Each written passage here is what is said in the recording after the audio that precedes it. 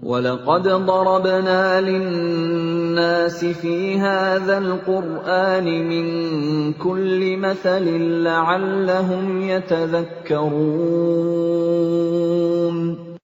Dan sungguh, telah kami buatkan dalam Al-Quran ini segala macam perumpamaan bagi manusia, agar mereka dapat pelajaran.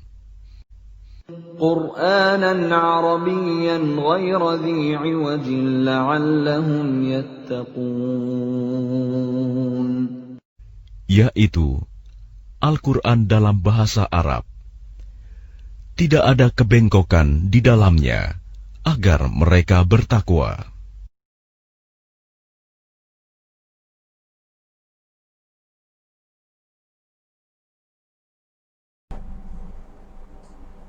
Bismillahirrahmanirrahim. Muslimin, muslimat yang dirahmati Allah, Assalamualaikum warahmatullahi wabarakatuh.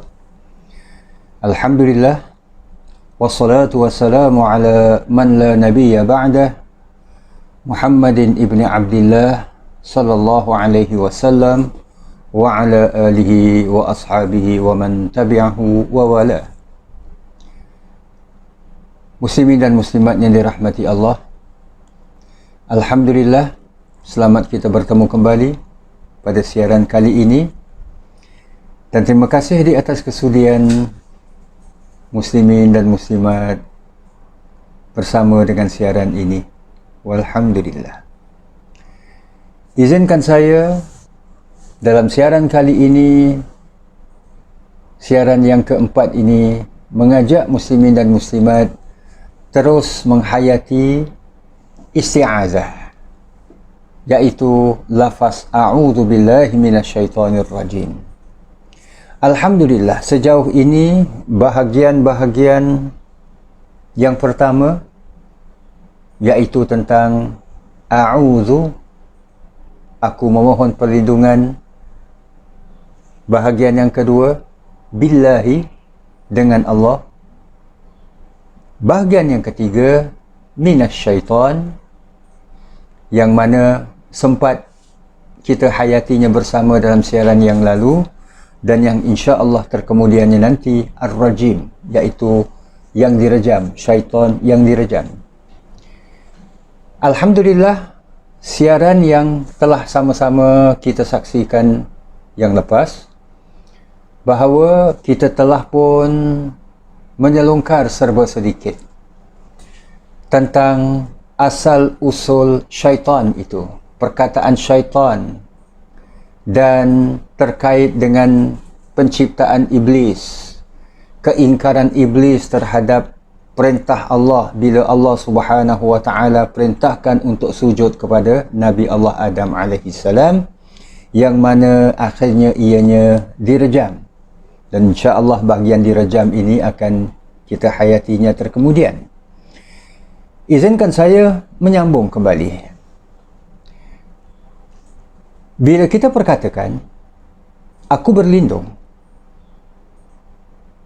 dengan Allah,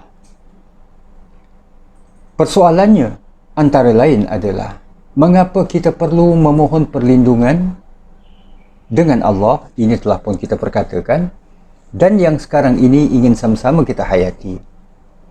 Sebab-sebab mengapa kita perlu memohon perlindungan daripada syaitan.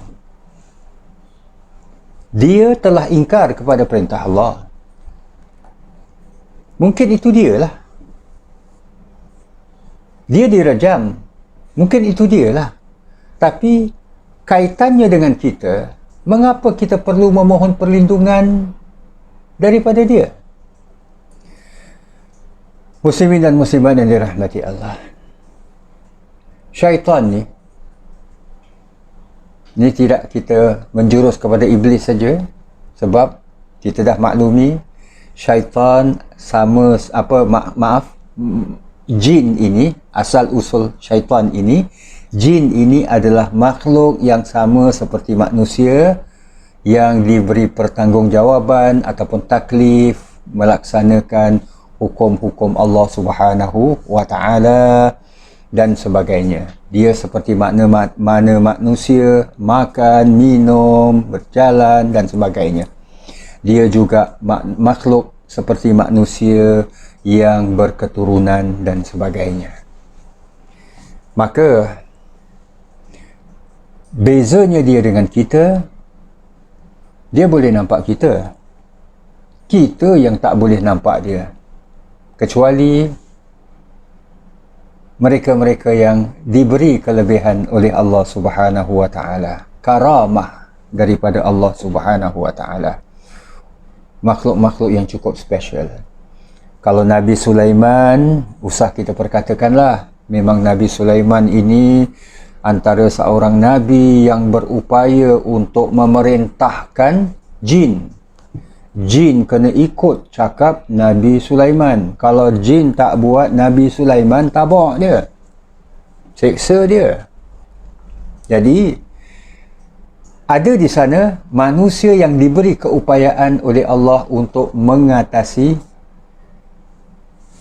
makhluk jin ini. Yang mana makhluk jin ini kalau jahat, syaitanlah dia kan. Jadi muslimin dan muslimat yang dirahmati Allah, oleh kerana kelebihannya secara umum, kelebihan jin ini ke atas manusia, dia boleh nampak kita, tapi kita pula secara umumnya tak boleh nampak dia. Tak boleh nampak dia. Kita kalau bayangkan, kalau jin tu dia duduk sebelah je, tak tahulah apa kita. Tak tahulah kepanasan ke kita, ataupun kita ini serba tak kena ke, baik-baik boleh cakap jadi melalut pula dan sebagainya kan. Mujur, Allah tak menampakkan jin itu kepada manusia secara umumnya. Jadi muslimin dan muslimat yang dirahmati Allah, oleh kerana adanya kelebihan inilah dia menggunakan upaya dia, kuasa yang Allah berikan kepadanya untuk mengalahkan manusia, termasuk untuk menggoda manusia. Namun manusia ini Allah berikan kelebihan yang lain, sebab manusia ini diciptakan oleh Allah dengan sebaik-baik ciptaan, sebagaimana yang kita maklum. Jadi manusia ini pun ada kelebihan ke atas makhluk jin ini. Ini insya-Allah akan kita perkatakan dalam pertemuan-pertemuan di surah-surah yang lain nanti dengan izin Allah Subhanahu wa taala, termasuklah surah Al-Mu'awwidhatan, iaitu surah Qul a'udzu birabbil falaq dan Qul a'udzu birabbin nas, insya-Allah. Jadi muslimin dan muslimat yang dirahmati Allah, kembali kepada persoalan, apakah sebab-sebabnya kita ini diperintahkan untuk memohon perlindungan dari syaitan? Pertamanya muslimin dan muslimat yang dirahmati Allah, ini senarai pendek lah, ataupun kita ringkaskan. Sebenarnya banyak di luar sana terdapat kitab-kitab yang cukup tebal memperkatakan tentang alam jin dan syaitan dan sebagainya. Banyak. Namun secara ringkasnya, berdasarkan kepada firman-firman Allah, kita dapati bahawa kita perlu memohon perlindungan daripada syaitan. Perlindungan Allah daripada syaitan ini adalah kerana syaitan ini suka mengajak kita untuk melakukan perkara keji dan mungkar. Seperti mana yang Allah Subhanahu wa taala firmankan dalam surah An-Nur ayat 21. Kita boleh merujuknya. Surah An-Nur ayat 21 ni Allah Subhanahu wa taala berfirman, A'udzu billahi minasyaitonir rajim. Ya ayyuhallazina amanu, wahai orang-orang yang beriman, la tattabi'u khutuwatis syaitan, jangan kamu mengikut khutuwat, jejak langkah syaitan. Wa man yattabi' khutuwatis syaitan, Maka barang siapa yang mengikut jejak langkah syaitan ini, fa innahu ya'muru bil fahsya'i wal munkar, maka sesungguhnya dia, yakni syaitan ini, menyuruh untuk manusia ini melakukan perkara al-fahsya, perkara yang keji dan perkara yang mungkar. Perkara yang keji daripada sisi syariat. Maksudnya, walaupun manusia suka, tapi syariat mengharamkannya, ia keji. Ia keji. Manusia minat, tapi minatnya itu, kesukaan, kecenderungan manusia itu disyariatkan ataupun dijadikan peraturan oleh Allah Subhanahu wa taala sebagai sesuatu yang dilarang, iaitu kalau dibuat, perbuatannya itu keji. Hari ini manusia nak kahwin laki-laki dengan laki-laki, perempuan dengan perempuan. Ini dilarang. Walaupun manusia mengatakan, dah memang naluri saya. Saya laki-laki, saya minat laki-laki. Saya perempuan, saya minat perempuan. Sejenis, kata orang tu. Walaupun minatnya, walaupun kecenderungannya, walaupun hatta kesukaannya sekalipun, ianya dikira keji dalam agama kita. Sebab ia merupakan perkara yang bertentangan dengan hukum hakam, bukan sekadar bertentangan dengan hukum hakam, malah ia bertentangan dengan sifat dan semula jadi manusia ini sendiri. Jadi Allah perintahkan, wahai orang-orang beriman, jangan ikut jejak langkah syaitan. Jangan ikut jejak langkah syaitan. Ini maknanya, apa jejak langkah syaitan? Dia ingkar kepada Allah. Allah suruh buat, dia tak buat. Dan dia berikan alasan. Macam-macam alasan. Itulah kalau kisah iblis. Dia berikan alasan, aku lebih baik daripada Adam.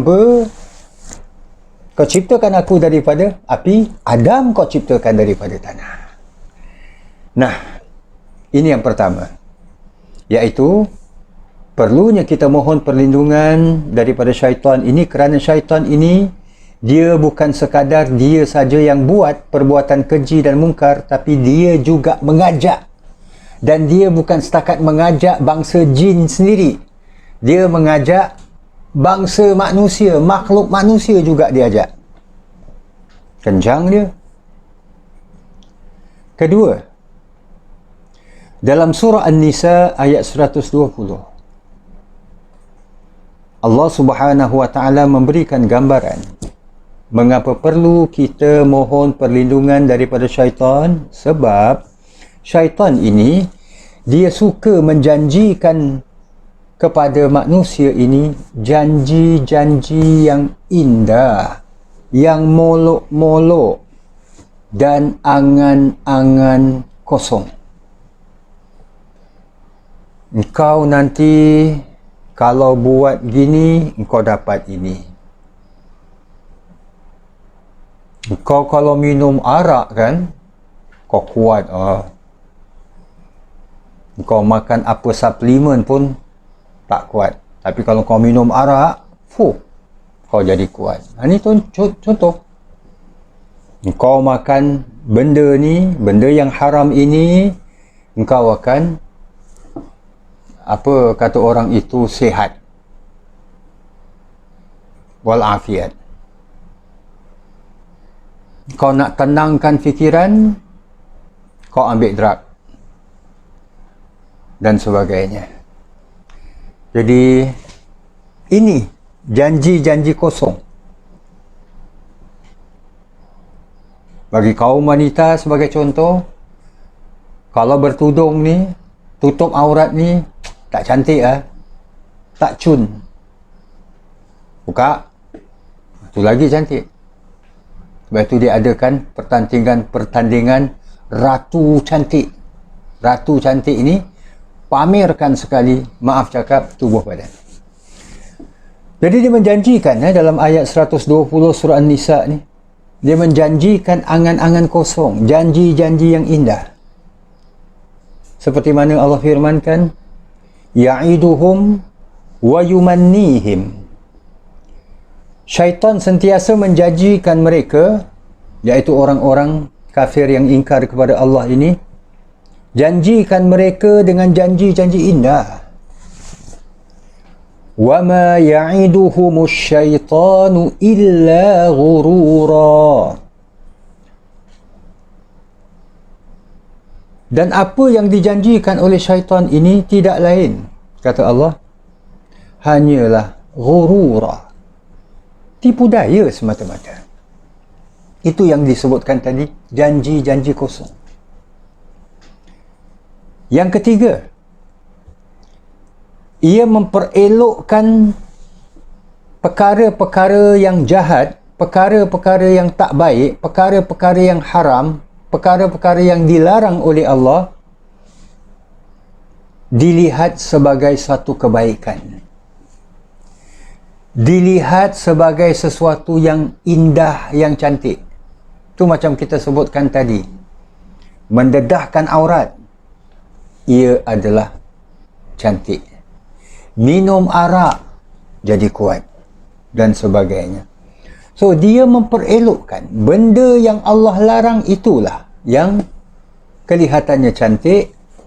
Kalau makanan, minuman, ia jadi sedap, lazat, berkhasiat dan sebagainya. Ini antara lain Allah firmankan dalam surah An-Naml ayat 24. Kita boleh merujuk. Ia terkait dengan kisah kaum Balqis di zaman Nabi Allah Sulaiman alaihi salam. Kata-kata yang diungkapkan oleh Hudhud, seekor burung yang Nabi Sulaiman mencari-carinya. Dia jauh mengembara, terbang ke Sabak, dan dia membawa binabai yakin. Dia membawa satu berita yang cukup meyakinkan. Apa katanya? Wajadtuha wa qaumaha. Aku dapati putri itu, iaitu ialah raja perempuan itu, wa qaumaha, dan juga kaumnya, yasjuduna lisyams, mereka sujud, iaitu menyembah matahari, min dunillah, selain daripada Allah. Wa zayyana lahumus syaitanu a'malahum, dan syaitan memperindahkan kerja-kerja dan amalan mereka.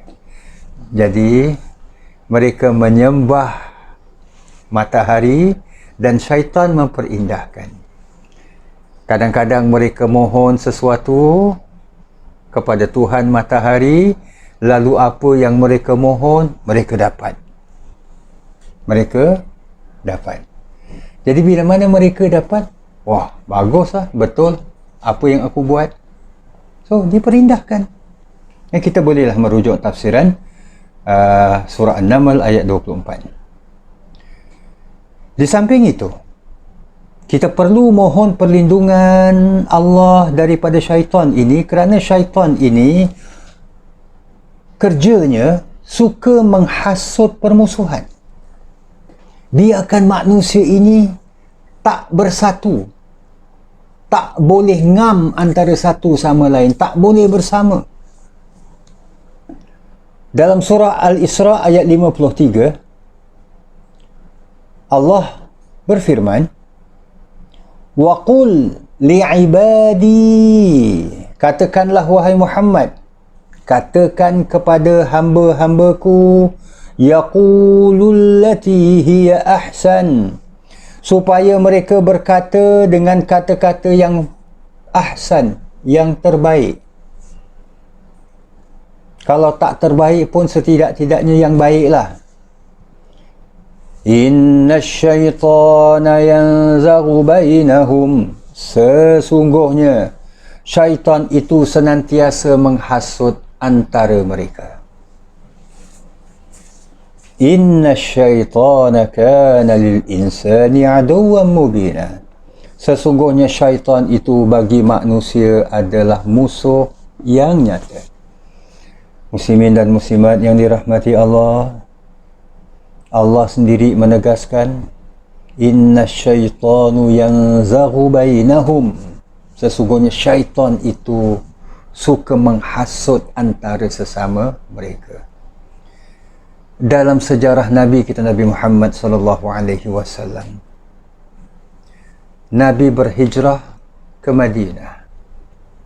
Di sana terdapat orang-orang Aus, kabilah Aus, penduduk asal Madinah ini, kabilah Arab keturunan Aus dan kabilah Arab keturunan Khazraj. Dalam sejarah, kedua-dua keturunan ini walaupun berasal daripada tanah tumpah darah yang sama, iaitu bahagian selatan semenanjung tanah Arab ataupun yang disebut Yaman. Mereka berhijrah ke Madinah sebelum di zaman jahiliyah, bahkan lebih awal lagi. Mereka berhijrah ke Madinah. Dan bila-bila mereka berhijrah ke Madinah ini, mereka pernah berlaku peperangan. Peperangan selama 40 tahun hanya dikarenakan berebut seekor unta. Kerana seekor unta mereka sanggup berperang 40 tahun. Maka itu, pergeseran yang berpanjangan ini, Nabi SAW bila mana tiba di Madinah, Nabi mempersaudarakan mereka. Aus dan Khazraj bersatu di bawah lembayung orang-orang Ansar. Inilah kenapa mereka satu. Memanglah daripada satu sudut, wujud di samping ataupun di tengah-tengah mereka ini orang-orang Yahudi yang sering mengadu domba, tapi di samping itu yang lebih bahaya, musuh yang mereka tak nampak adalah syaitan itu sendiri. So syaitanlah yang menyebabkan kita ini tak dapat bersatu. Memang hakikatnya adalah kita tak boleh agree dalam segala hal. Kita tak boleh sama dalam setiap perkara. Siapa pun kita, hatta dalam kehidupan suami isteri sekalipun, ada perkara yang suami suka tapi isteri tak suka. Ada perkara yang menjadi minat isteri, suami pula tak minat. Tapi itu bukan bermakna suami dengan isteri tak boleh bersama. Hakikatnya memang demikian. Manusia tidak boleh semuanya sama. Tetapi dalam perkara yang kita tak sama, kita fahamlah. Kita perlu saling bertolak ansur, saling hormat, menghormati. Kalau tidak, memang gaduh jadinya. Dan bila gaduh, bila perang, bila bertengkar, yang happy siapa? Itulah dia, syaitan. Inna syaitana yanzaghu bainahum. Sesungguhnya syaitan ini berada di tengah-tengah mereka, iaitu yang melaga-lagakan mereka, yang menghasut mereka untuk terus bermusuhan. Di sini muslimin dan muslimat yang dirahmati Allah, betapa pentingnya, betapa perlunya kita memohon perlindungan Allah daripada syaitan ini sendiri. Inilah sebab itu kita dalam banyak perkara, hatta kita sebelum nak tidur sekalipun, kan, kita diajarkan supaya kita ini memohon perlindungan Allah daripada syaitan ini. Sebab kadang-kadang dia masuk dalam mimpi kita. Dia bermain-main dalam fikiran kita sebelum kita tidur. Hatta yang sebelum kita tidur itu, bila syaitan ini bermain-main dalam fikiran kita, terjaga, tercelik mata di pagi hari, bangun daripada tidur, sambung pula, part 2 pula. godaan syaitan ini. So dengan itu kita perlu sangat memohon perlindungan Allah. InsyaAllah bahagian yang terakhir daripada isti'azah ini akan kita sambung, akan kita hayati dalam siaran akan datang dengan izin Allah Subhanahu wa taala. Terima kasih sekali lagi di atas kesudian bersama. Aqulu qawli hadza wa astaghfirullahal azim li wa lakum wa lisairil muslimin. Wassalamu alaikum warahmatullahi wabarakatuh.